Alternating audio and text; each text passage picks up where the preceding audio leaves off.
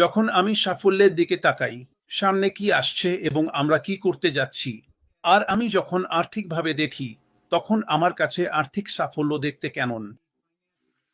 আর অনেকেই এটা শুনে বলবে, আমি আমার মনে হয় না, এটা ঠিক হতে পারে না। আমার কাছে সাফল্য মানে মাসে প্রায় 2-0 ডলার, এইটুকুই। আমার বেশি কিছু দরকার নেই, আমি বেশি কিছু চাইও না। আর $2000 আমার সব বিল মিটে যায়। তার উপর আমি জরুরি অবস্থার জন্য কিছু টাকা জমাতেও পারি।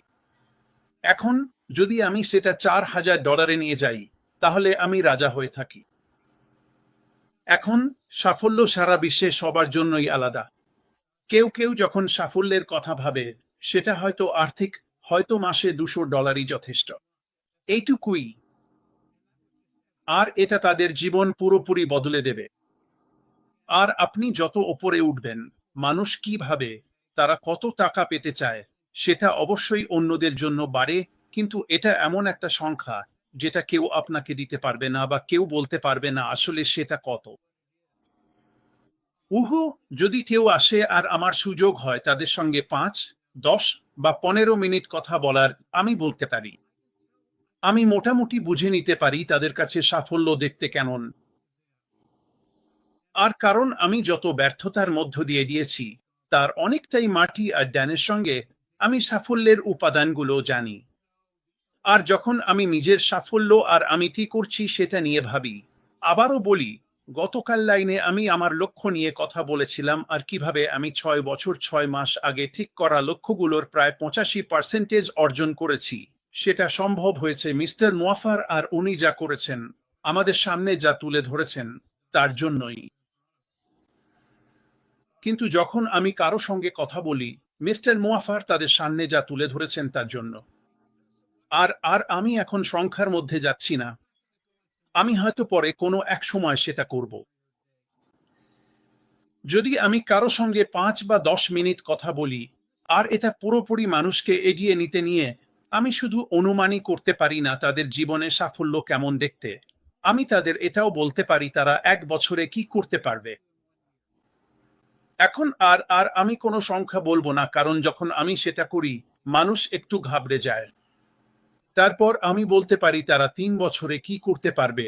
আর এটা এমন না যে আমি অন্য কারো চেয়ে বেশি বুদ্ধিমান। আমি শুধু, আমি অনেকবার ব্যর্থ হয়েছি, এবং এবং মুয়াফারের সঙ্গে এই অঙ্গনে এসে আমি সফলতা কেমন দেখতে হয়, এবং একটি সফল ব্যবসার জন্য কি কি উপাদান দরকার, সে সম্পর্কে অনেক কিছু শিখেছি। আর এটাই আমাদের সবার জন্য থাকবে। আর যখন তুমি এই সব উপাদান আর আমি যা বিশ্বাস করি সামনে আসছে, সেগুলো দেখো, ওগুলো আছে, ওগুলো সবার জন্যই আছে। আর তোমার মনে যে সংখ্যাটাই থাকুক না কেন, মি মুয়াফার সামনে এসে তোমাকে এগিয়ে নিতে যাচ্ছেন। আমরা মানবতাকে এগিয়ে নেওয়ার কথা বলি।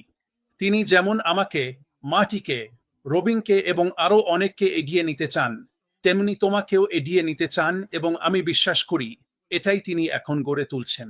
আর আর যখন তিনি সামনে আসবেন এবং আমরা আসলেই দেখতে পাবো ওনার কি আছে, তখন সবার জন্যই এটা মজার একটা সময় হবে, কারণ তখন আমি আসতে পারবো, আমি আসলেই সংখ্যার কথা বলতে পারবো, আমি আসলেই প্রথম বছরের কথা বলতে পারবো, আমি আসলেই 3 বছরের কথা বলতে পারবো। আর এটা আর অনুমান হবে না, কারণ আমরা, মাটি, ড্যান আর আমি, গত 15 বছরে যা শিখেছি তার জন্য। এবং এবং সত্যি মুয়াফারকে সবকিছু শিখতে এই পরিমাণ সময় লাগে। কিন্তু আপনি সত্যি সত্যি এক অনন্য অবস্থানে আছেন। আপনি মুয়াফারের পরে আছেন, এবং এটা সত্যি আনন্দের হবে এসে দেখতে কি হচ্ছে, তারপর সেটা আপনার জীবনের সামনে তুলে ধরা। আপনার জীবন কেমন দেখতে এবং আপনি কোথায় থাকতে চান। আর মাটি ঠিকই বলেছে। তুমি জানো ওই সুজনের গল্পটা, আমি একেবারে ভালোবাসি ওই সুজনের গল্পটা। তারা জানতো না যে তারা সামনে এগোতে পারে, তারা সত্যিই জানতো না, আর সেখানে কিছুই ছিল না। আর মুয়াফার আমাদের সবার সামনে যা তুলে ধরছেন, তিনি সেই দেয়ালটা ভেঙে দিচ্ছেন। তুমি সামনে এগোতে পারো এবং খুবই খুবই ইতিবাচকভাবে এগোতে পারো। তোমার জীবন, তোমার পরিবার, বন্ধু, কমিউনিটি, এই সব কিছুর ওপর প্রভাব ফেলতে পারো। তাই এখন আমি সাফল্যের দিকে তাকাই। আমাদের আসল সাফল্য ছিল ব্যর্থতা, কারণ সেটাই আমাদের দেখিয়েছিল আমরা কি করতে চাই না। আর যদি তুমি যথেষ্টবার ব্যর্থ হও, তাহলে তুমি সাফল্যের উপাদানগুলো একত্রিত করতে পারো। আর স্পষ্টতই মি মুয়াফার একজন অত্যন্ত সফল ব্যক্তি। যদি তুমি তার অতীত ইতিহাস দেখো, তিনি সত্যিই খুব খুব সফল। তিনি সাফল্যের ধাপগুলো জানেন এবং তিনি চান তুমি সেগুলো পাও। আসলে ব্যাপারটা এতটাই সহজ। আর যদি তুমি সম্পৃক্ত থাকো, আর আমি বিশ্বাস করি উনি আসার আগে আর বেশি সময় নেই, উনি এসে বিভিন্ন বিষয়ের কথা বলবেন। আমি মনে করি তুমি সামনে এগিয়ে যাওয়ার একটা পথ খুঁজে পাবে এবং এটা হবে এক দারুণ সময়, কারণ তখন সাফল্য আর কল্পনা থাকবে না। এটা তখন এমন কিছু হবে যা সত্যিই আছে। বাধা নিষেধ তুলে ফেলা হয়েছে, মাঠ সমান করা হয়েছে এবং ওপারের ঘাসটা সত্যি আরো সবুজ, অনেক বেশি সবুজ, যেমনটা ওই শূকরগুলো বুঝতে পেরেছিল। তাই আমি মনে করি মাটি এটা একটা ভালো বিষয়, মানুষকে অনুপ্রাণিত করা। আর শেষ পর্যন্ত এটাই তো, আমি জানি এটাই তুমি করতে চাও। আমি জানি ড্যানো এটা করতে চায়। আমি জানি রবিনও এটা করতে চায়। আমিও এটা করতে চাই এবং আমি বিশ্বাস করি আমাদের সেই সুযোগ ও উপকরণ থাকবে যাতে আমরা সারা বিশ্ব জুড়ে এটা করতে পারি এবং এটা আরো বেশি রোমাঞ্চকর। কারণ আমরা সারা পৃথিবীর প্রায় প্রতিটি দেশ, প্রতিটি মহাদেশে যেসব মানুষের সঙ্গে দেখা করেছি, শুধু হয়তো দক্ষিণ মেরু বাদে। আমি জানি না দক্ষিণ মেরুতে আমার কোনো পরিচিত আছে কিনা, কিন্তু বাকি সব জায়গায় তারা আছে, তারা শুনছে। আমার মনে হয় তোমরা কেন শুনছো তার কারণ হলো আমরা এতবার ব্যর্থ হয়েছি। আমরা আস্তে আস্তে গল্পটা গুছিয়ে নিয়েছি এবং এখন জানি কিভাবে সেটা বলতে হয়। তাই আশা করি এটাই কারণ। হয়তো আমি ভুল, হয়তো তুমি এটা শুনে ভাবছো আমি জানি না কেন আমি তোমাকে, মাটিকে আর রবিনকে শুনছি। কিন্তু আমি এটা বলতেই চেয়েছিলাম, কারণ এই বিষয়টাই আমার মাথায় ঘুরছে। কিন্তু আসল কথা হলো মি মুয়াফার আমাদের যে সুযোগটা দিচ্ছেন, সেটা হচ্ছে সত্যিকারের মানুষকে অনুপ্রাণিত করার ক্ষমতা। আর গত 6 বছর 6 মাসে আমি সেটা করার সুযোগ পেয়েছি। আর মাটি ঠিকই বলেছে, এটা নিখাদ আনন্দ। এটা শুধু তোমার জীবনই বদলে দেয় না, বরং যখন মানুষ বুঝতে পারে তারা আসলে কে, তাদের কি আছে, আর তাদের কি প্রতিভা আছে, তখন যেন আলো জ্বলে ওঠে। এটা একেবারেই অসাধারণ, আর এটাই থাকার জন্য দারুণ একটা জায়গা। মাটি, আমি আবার তোমার কাছে ফিরিয়ে দিচ্ছি। দারুণ। আর আমি কিছু বলতে চাই। অনেক সময় আমি নিজেও বছর কয়েক আগে করেছি, তুমি শুধু টাকার দিকেই মনোযোগ দাও। আচ্ছা, আমি তোমাকে একটা কথা বলি, একটা ব্যবসায় যদি তুমি অন্যদের ওপর মনোযোগ দাও, তাহলে টাকা আপনা আপনি চলে আসে। যদি টাকা আয় করার সুযোগ থাকে আর তুমি অন্যদের ওপর মনোযোগ দাও, আর তোমার দরকারি সব টুলসও থাকে, তাহলে অন্যদের ওপর মনোযোগ দেওয়াটা এমন একটা উপাদান যেটা সবকিছু একসাথে যোগ করলে সেটাই সাফল্য। আর দীর্ঘমেয়াদে সেটা তোমাকে আর্থিক স্বাধীনতা দিতে পারে। আমি নিঃসন্দেহে এটা বিশ্বাস করি। এখন তুমি এটা দুই ভাবে করতে পারো। একটা উপায় হলো যত বেশি সম্ভব মানুষকে ধরে নিয়ে যাও, আর তাদের ওপর দিয়ে যেন রোটোটিলারের মতো চলে যাও, যেখানে মানুষ শুধু একটা সংখ্যা মাত্র। কিন্তু যদি তুমি সম্পর্ক তৈরি না করো, তাহলে এটা টিকবে না। আমি এমন ছেলেদের চিনি যারা মাসে $80,000 উপার্জন করত, আর 2 বছর পর তাদের বাড়ি বিক্রি করে অ্যাপার্টমেন্টে ছোট হতে হয়েছে। তারা ডিভোর্সও হয়েছে। এটা খুব খারাপ ছিল, কারণ সবকিছুই ওঠানামা করছিল, আর তারা এমন কারো অনুসরণ করছিল যারা শুধু ঝটপট কিছু নিয়ে চলে যায়।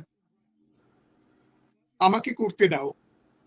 আমাকে এটা 1 বছর 6 মাস চালাতে দাও। আর এদের মধ্যে কেউ কেউ $1,000,000ও কামায়। তারপর আমি অন্য কিছুতে চলে যাব আর আবার নতুন ভাবে সাজাবো। আমি আর এটা করতে চাই না। আমি আর ওই অংশটা চাই না। আমি শুধু ওইসবের অংশ হতে চাই না। তাই মানুষ জিজ্ঞেস করে, জানেন তো, আমি সেদিন এক ভদ্রলোকের সঙ্গে কথা বলেছিলাম, যাকে আমি অনলাইনে আসার পরপরই চিনতাম। খুব ভালো মানুষ। আমি এখনো এখানে আছি মিস্টার মুয়াফারের জন্য। আর আমি বিশ্বাস করি, আমি মনে প্রাণে বিশ্বাস করি উনি আমাদের জন্য এমন ভাবে ভাবেন যেটা আমাদের অনেকেই জানি না। আর যখন আমি তাকে জিজ্ঞেস করলাম, বব দিকুচ্ছি জিজ্ঞেস করলো, তোমার কি হবে অ্যাশ? এই সব কিছুর মধ্যে তোমার লক্ষ্য কি? আর্থিকভাবে এসব। আর তিনি বললেন, জানো, আমি কখনো নিজেকে এই সমীকরণে রাখিনি। তুমি কখনো কাউকে এটা বলতে শুনেছো? তিনি যা বললেন সেটা একটু ভেবে দেখো। যাই হোক, রবিন আমাকে কিছু পাঠিয়েছে, কারণ সে কথা বলতে পারে না, সে জোরে কিছু বলতে পারে না। আমরা জন্ম নেওয়ার মুহূর্ত থেকেই আমরা মরতে শুরু করি। আমাদের শরীর এমনভাবে তৈরি, নকশা করা হয়েছে। এটা নিচের দিকে আছে। এই দুই প্রান্তের মাঝখানে যে মূল্যবান সময়টা আমরা কিভাবে অতিবাহিত করব, সেটা সম্পূর্ণভাবে আমাদের ওপর নির্ভর করে। আসলে সে একদম ঠিকই বলেছে। বুকমার্কগুলো আমাদের জীবনে পার্থক্য গড়ে তুলতে পারে এবং তুলবেই। আমি বিশ্বাস করি এটাই সত্য। পার্থক্য গড়ে তুলো, এবং এটা এটা নিঃসন্দেহে সত্য। আর আমাদের মধ্যে কিছুজন, এবং কখনোই দেরি হয়ে যায় না। আমি দেখতে চাই না। মার্কিন সিনেটররা এনভিডিয়া সিইওকে সতর্ক করলেন। বিদলীয় নেতারা জেনসেন হুয়াংকে সতর্ক করেছেন যেন তিনি চীনে সফরের সময় এমন কোনো চীনা প্রতিষ্ঠানের সঙ্গে লেনদেন না করেন যারা রপ্তানি নিয়ন্ত্রণ লঙ্ঘন করতে পারে। এআই বৈশ্বিক তহবিল প্রবাহ বাড়াচ্ছে। গত সপ্তাহে বিনিয়োগকারীরা $10.2 বিলিয়ন ইকুইটি ফান্ডে ঢেলেছেন, যার নেতৃত্বে ছিল এআই সম্পর্কিত শেয়ার এবং শুল্ক বিলম্ব। রয়টার্স। গুগল এআই অবকাঠামোতে 75 বিলিয়ন বিনিয়োগ করছে। অ্যালফাবেটের এটাক প্রধান নিশ্চিত করেছেন 2025 সালের চলমান পরিকল্পনা অনুযায়ী এআই বৃদ্ধির জন্য ব্যাপকভাবে ডেটা সেন্টার সম্প্রসারণ করা হবে। এআই ব্যবহার করে মাইক্রোসফট $500 মিলিয়ন সাশ্রয় করেছে। এআই সিস্টেমগুলো কাস্টমার কেয়ার খাতে $500 মিলিয়নেরও বেশি খরচ কমিয়েছে, যা 6 কর্মী ছাঁটাই এবং $80 বিলিয়ন ডেটা সেন্টার খরচ সহ বৃহত্তর উদ্যোগের অংশ। রয়টার্স। কোম্পানিটা এখনো আছে। চলুন দেখি সে কি বলে। আমি কোথাও যাচ্ছি না। আমরা কোথায় যাব? আমার যাওয়ার কোনো জায়গা নেই। তাহলে দেখি রবিন কি বলেছে। আমাদের সত্যিকারের ভালোবাসা ও বন্ধুত্বের মানে অন্যদের সাহায্য করার ক্ষমতা আছে। আশা করি আমাদের উদাহরণ দেখে আমরা অনেককে সাহায্য করছি, এবং তারাও অন্যদের সাহায্য করবে। হ্যাঁ, আমি বিশ্বাস করি যত্নশীলতা, দয়া আর উৎসাহ ছড়িয়ে পড়ে। হয়তো নেতিবাচকতা আর কাউকে ছোট করার মতো দ্রুত নয়, কিন্তু এটা ছোঁয়াচে। আমি তোমাকে একটা উদাহরণ দিচ্ছি। ক্রিস জনসন, ঠিক তো? সে আফ্রিকায় এক লোককে সাহায্য করেছিল। একদিন আমি তার সঙ্গে কথা বলছিলাম। সে বলল, ওই বাচ্চারা কাগজ দিয়ে বানানো একটা বল নিয়ে খেলছে। ওরা কাগজ গুটিয়ে একটা বল বানিয়েছে। সে ওদের 5টা ফুটবল পাঠিয়েছিল, এক মেয়েদের জন্য 5টা, ছেলেদের জন্য 5টা। ওরা যেখানে স্কুল করে সেই ভবনের ছাদও করে দিয়েছিল। এখন তুমি ভাবতে পারো এটা ভালো কাজ ছিল, কিন্তু তুমি বুঝবে, যেসব বাচ্চা বড় হবে তারা এটা কোনোদিনও ভুলবে না। আর তাদের জীবনের একটা অংশ হবে সাধারণভাবে দান করার, কারণ সে তাদের জন্য এটা করেছিল। এটা আবার উল্টোটাও হয়। সব এই বোমাবাজি, মানুষ মারা যাচ্ছে, মানুষ খুন হচ্ছে, ছোট ছেলে, ছোট মেয়ে যারা তাদের মা বাবাকে হারিয়েছে, তারা একদিন বড় হবে। আর সেই ছোট ছেলেটা কিছু ক্ষেত্রে বিদ্রোহী হয়ে উঠবে এবং বলবে, আমি ওদের শোধ নেব, যদিও সে জানে না আসলে কি ঘটেছিল। এটাই সবচেয়ে দুঃখজনক অংশ। এভাবেই আদর্শবাদ তৈরি হয়, যখন মানুষ বলে, আমি এই গোষ্ঠীর পেছনে লাগাবো এবং ওদের মেরে ফেলবো। তুমি পারবে না। তোমাকে এটা থামানোর জন্য অন্য কোনো উপায় খুঁজে বের করতে হবে। তুমি মানুষকে নিশ্চিহ্ন করে দিতে পারো না এবং দেখতে পারো না এই তরুণরা বড় হয়ে কি দেখলো, কি ঘটেছিল তাদের বাবা মায়ের সঙ্গে। ওরা বোকা নয়। এ কারণেই এটা কখনোই কাজ করে না। এ কারণেই যুদ্ধ চলছে 2, 3, 4। তাই যদি পারি ইতিবাচকতা ছড়িয়ে দিই, একে অপরকে সাহস দিই, এটাই তো ঈশ্বর চান। তোমার প্রতিবেশীকে ভালোবাসো, এটা আসলে খুব কঠিন কোনো আদেশ নয়। তিনি শুধু পাশের বাড়ির লোকটার কথা বলছেন না, সবাইকে ভালো ব্যবহার করো।